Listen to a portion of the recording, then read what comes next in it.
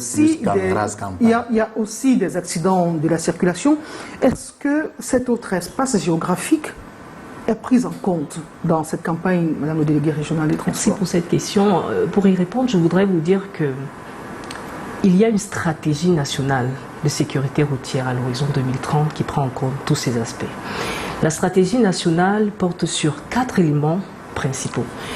Je m'en vais les citer rapidement. Il y a l'aspect qui concerne naturellement le comportement des personnes que le ministre des Transports est en train d'adresser dans le cadre de cette campagne. Il y a l'aspect qui concerne les routes qu'on a évoquées, il y a l'aspect qui concerne la qualité des véhicules, il y a l'aspect qui concerne la prise en compte des éléments liés à l'environnement.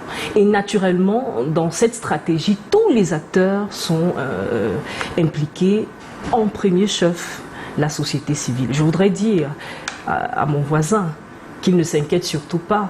Il y a une pléthore d'organisations avec lesquelles le ministère des Transports travaille, et je l'invite d'ailleurs à se rapprocher de nous. Peut-être on ne travaille pas avec vous parce qu'on ne connaît pas votre action. Rapprochez-vous simplement du ministère des Transports, et je suis sûr que le ministre des Transports qui est à l'écoute prendra en compte votre association dans les prochaines propositions. Alors, quelles actions sont menées dans les agglomérations? Naturellement, ce sont les actions, les campagnes permanentes.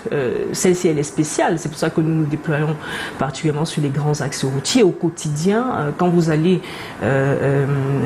dans les agglomérations, vous voyez des équipes qui se déploient sous la conduite des autorités administratives qui sensibilisent nécessairement les différents usagers de la route sur les comportements adoptés, les dossiers administratifs à avoir pour pouvoir circuler sur la route. Donc, sur cet aspect, il n'y a pas d'inquiétude. Il a relevé quand même le facteur accidentogène se situe plus justement sur les grands axes. Il n'est pas aisé de traverser la route à Douala sur un passage pour piétons. Les grands facteurs se situent sur les grands axes justement parce que les usagers ont tendance à se déployer, à se lâcher.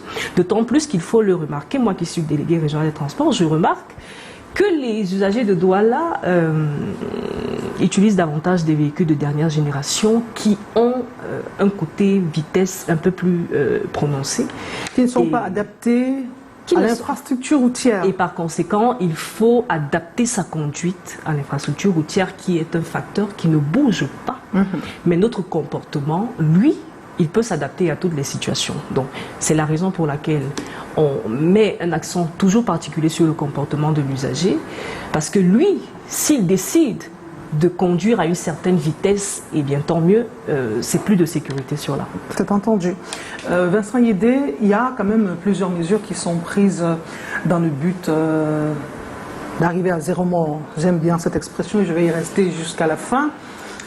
Mais on remarque comme une sorte de fronde qui existe entre les usagers et d'autres corps qui sont investis dans la prévention routière. Je vais citer par exemple la police municipale, qu'on voit au fur et à mesure qu'on circule dans la ville de Douala, dans la ville de Bafoussam, dans la ville de Yaoundé. Qu'est-ce qui explique cela?